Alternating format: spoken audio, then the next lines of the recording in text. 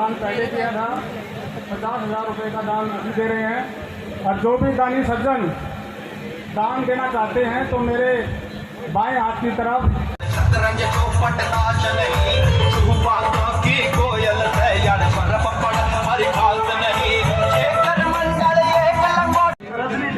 गरोली गांव से और एक बार विलक्षण प्रतिभा के जरिए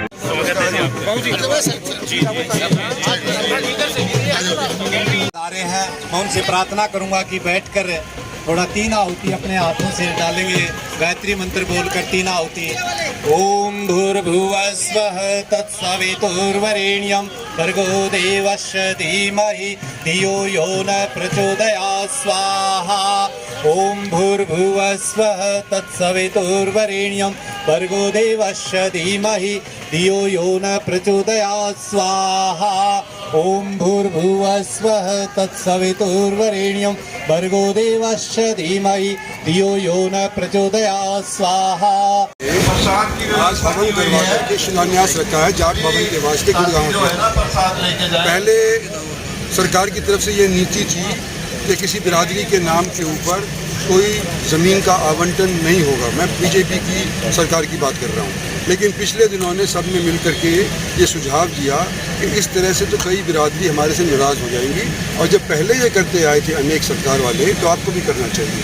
तो उसी के तहत आज के दिन यहाँ पर इस जाट सभा को ये प्लॉट मिला है और हम इसके लिए हवन के लिए भी आए हैं और यहाँ पर इसका निर्माण के लिए अपनी तरफ से योगदान दें। सर, एक आवाज़ आपने उठाई है सफाई व्यवस्था को लेकर। वास्तव में गुरुग्राम की जो हालात है उसको लेकर अब किस तरह से आप सरकार से कहेंगे और किस तरह से आगे आदेश जारी करेंगे? इसमें कोई शक की बात नहीं कि इलेक्शनों के दौरान गुड़गांव के अंदर कई लोग हमारी पार्टी से रुष्ट हो गए थे, क्योंकि ना सफाई कर्मचारी काम कर रहे थे, ना कूड़ा उठाया जा रहा था, ना मलबा उठाया जा रहा था। तो उसके बारे में आज के दिन मैं समझता हूं कि हरियाणा सरकार ने संज्ञान लिया है। मैं उम्मीद करता हूं कि कुछ न कुछ कार्यक्रम इसके ऊपर अमल होगा। सर, जाट समाज को खुश करने की आधारशिला रखी गई है, किस तरह से देखते हैं? देखिए, यहाँ जाट कल्याण सभा सालों साल से यहाँ गुरुग्राम के सभी सामाजिक वर्गों के कल्याण के लिए काम करती आ रही है। ये लगभग 30 साल पहले जब ये संस्था खड़ी हुई, उस समय इस संस्था के पदाधिकारियों ने एक ही सपना संजोया था कि समाज का सहयोग लेकर के और हम ज़रूरतमंदों की मदद के लिए काम करेंगे।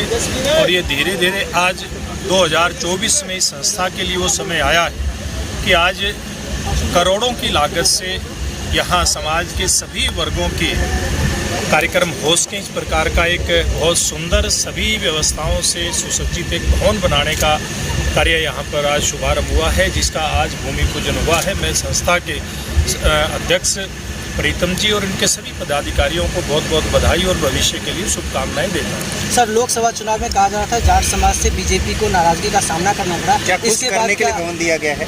देखिए, कहीं कोई नाराजगी नहीं होती किसी समाज विशेष की। ये अलग बात है कि कभी किसी क्षेत्र से कम वोट किसी को आ जाती है, कभी ज़्यादा आ जाती है। समाज के सभी वर्गों ने जाट वर्ग समेत भारतीय जनता पार्टी का हमेशा साथ दिया है और भविष्य में भी साथ देगा।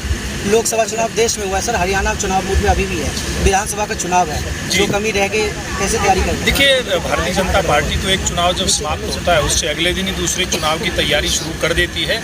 और हमारी टीम ने पीछे का जो चुनाव हुआ उसका विश्लेषण और अध्ययन करते हुए सब चीज़ों का और भविष्य के लिए अपनी तैयारियां शुरू कर दी।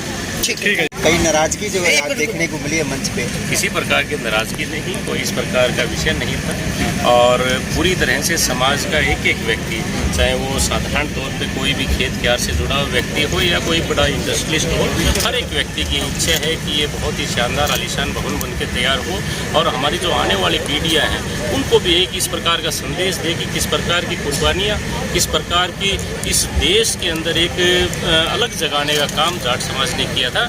ये आने वाली पीढ़ियों को भी संदेश इस भवन से मिलेगा। तो सब लोग एकजुट हैं और बहुत अच्छे तरीके से इसका निर्माण किया जाएगा। सूरजपाल सिंह मम्मू है, उनके विवाद बयान आते रहते हैं, अभी हाल ही में उनके बयान से आपका क्या रिएक्शन है इस पर? देखिए, मैंने सुना नहीं है उनके बारे में और सूरजपाल जी का कोई बयान अगर मैं सुनूंगा तभी उसके ऊपर कोई बात कह पाऊंगा।